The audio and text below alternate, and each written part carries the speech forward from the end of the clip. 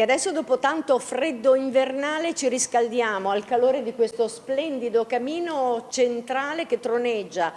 appunto nel mezzo della sala dell'agriturismo Clorofilla. Abbiamo seguito tutti i passaggi in una filiera che finisce in vendita diretta ma soprattutto in tavola. Abbiamo visto anche Guglielmo all'opera in cucina e adesso lo reincontriamo qui tutti quanti insieme per farci raccontare le delizie che presentano i prodotti della tradizione e di questo territorio e di questa azienda, ma con un pizzico di creatività, come denunciano questi baffetti alla Dalì. Allora, cominciamo qui con il nostro tavolo degli antipasti, ricchissimo e gustosissimo. Qui abbiamo proprio che si vede di primo acchito tutti i nostri formaggi a base di latte di capra,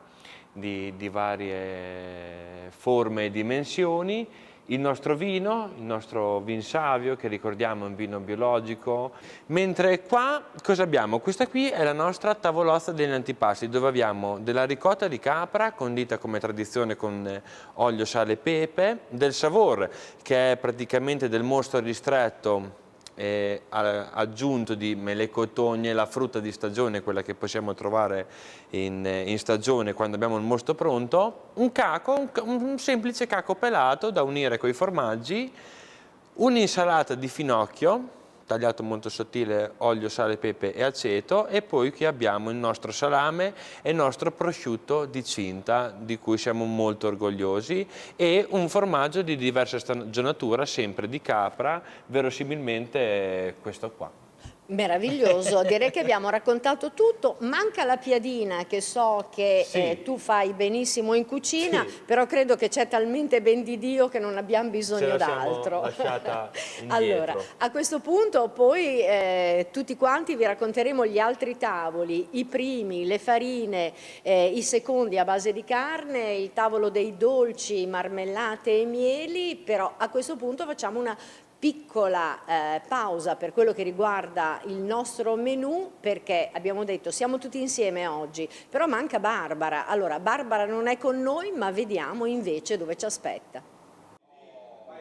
Il Consorzio dello Zampone e del Cotechino di Modena IGP compie 10 anni, la tradizionale festa con cui si celebrava annualmente l'anniversario naturalmente non poteva essere svolta con la formula tradizionale che, lo ricordiamo, si svolgeva in centro a Modena con un'ampia cornice di pubblico e con i giovani chef all'opera per interpretare ricette particolari con questi prodotti della tradizione. Il Consorzio però non ha voluto rinunciare a celebrare questo importante anniversario e anzi ha scelto di farlo nel segno della solidarietà. Siamo infatti a Villa Montecuccoli, che diventerà un'importante struttura sanitaria per il territorio, una struttura che sarà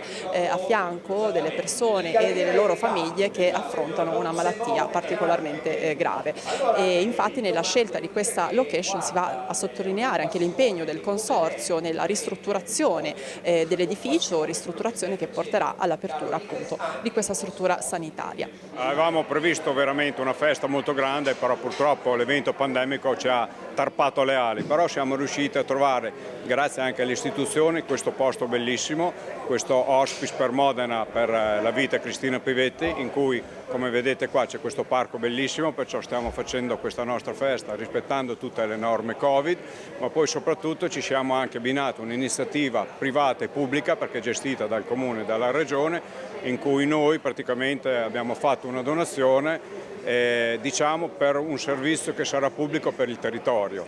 e questo praticamente ripetiamo che sia molto importante, perché anche noi che abbiamo prodotti del territorio vogliamo cercare di dare un contributo in questo momento qua, a un momento che diciamo è molto brutto e molto infelice per tutti, e come Presidente del Consorzio sono molto orgoglioso che i nostri consorziati abbiano deciso di fare lo stesso questa festa, perché vuol dire che noi ci siamo ancora presenti, e un grazie anche alle istituzioni sia del Comune di Modena che della Regione che ci hanno concesso di farla, perché purtroppo quasi tutte le manifestazioni nel nostro settore dei salumi sono quasi tutte saltate. Penso che sia rimasta, se non l'unica, quasi l'unica, che riusciamo ancora a dire che siamo presenti. Ad interpretare lo zampone e il cotechino tra i fornelli c'è lo chef Igles Corelli, lo vedete già all'opera, in una giornata che poi sarà caratterizzata anche dalla musica e dallo spettacolo, in particolare dal comico Vito e poi appunto la musica di Franca Energy. Allora abbiamo già preparato in fondo lo zampone con la verze e l'aceto, quindi uno zampone precotto, semplicemente facciamo cucinare la verze e poi sopra mettiamo lo zampone, la particolarità comunque è l'acidità dell'aceto. Poi il cotechino in galera, quindi un cotechino avvolto con il prosciutto e la carne del maiale, viene rosolato e abbinato con un purè. Le code e le teste dello zampone e del cotechino le andiamo a rosolare e facciamo un risotto con gli spinaci, la testa e la coda del cotechino e il zampone e dello yogurt. Ma parliamo allora anche degli aspetti nutrizionali dello zampone e del cotechino, lo facciamo con il direttore del consorzio Gianluigi Ligassacchi. Ecco, questi prodotti senza rinunciare al gusto sono però migliorati moltissimo dal punto di vista nutrizionale e vanno anche incontro a quelle che sono le esigenze, no, del consumatore moderno. Spieghiamo questi cambiamenti, è vero che sono diventati molto più magri di quanto non si possa pensare? Sì, sono diventati molto più magri perché il 40% di diminuzione di grassi per lo zampone è comunque un valore importante, però erano già molto più magri di quanto si pensasse perché sono prodotti che all'occhio un po' ingannano, perché tradizionalmente sono fatti, la ricetta tradizionale, quella storica, è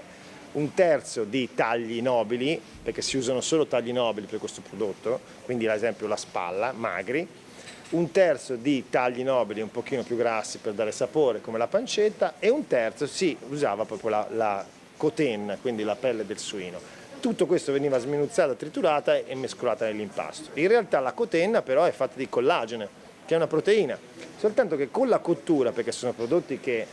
vengono venduti precotti, ma se non fossero precotti ci vorrebbero 3 ore, quindi le nonne al nord quando prendono lo zampone crudo o il cotechino crudo ci mettono 3 ore a cuocerlo. La cotenna si denatura la proteina collagenica e assume un aspetto che ricorda quello del grasso, quindi sembrano prodotti grassi ma in realtà hanno molti meno grassi anche di altri salumi, che in generale i salumi sono tutti dimagriti, quindi hanno 250 calorie per etto, che è più o meno le calorie di una mozzarella a fior di latte, stiamo parlando di 100 grammi, quindi circa 2 fette che è una porzione, quindi possono essere consumati molto di più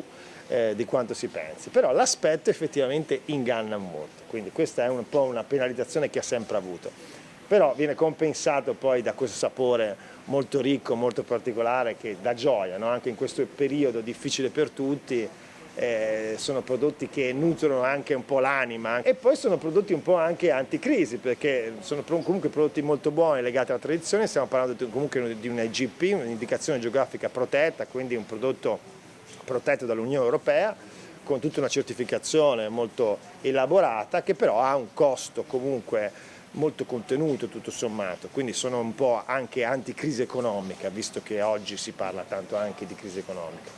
Ma invece questo legame con le feste come è nato? Su quali tradizioni si fonda? Quella più attendibile è che, siccome è un prodotto tipico del nord Italia, al nord si uccideva il maiale che diventava questa grande festa a novembre, quindi venivano presi vari tagli di prosciutti, venivano messi a stagionare per almeno un anno,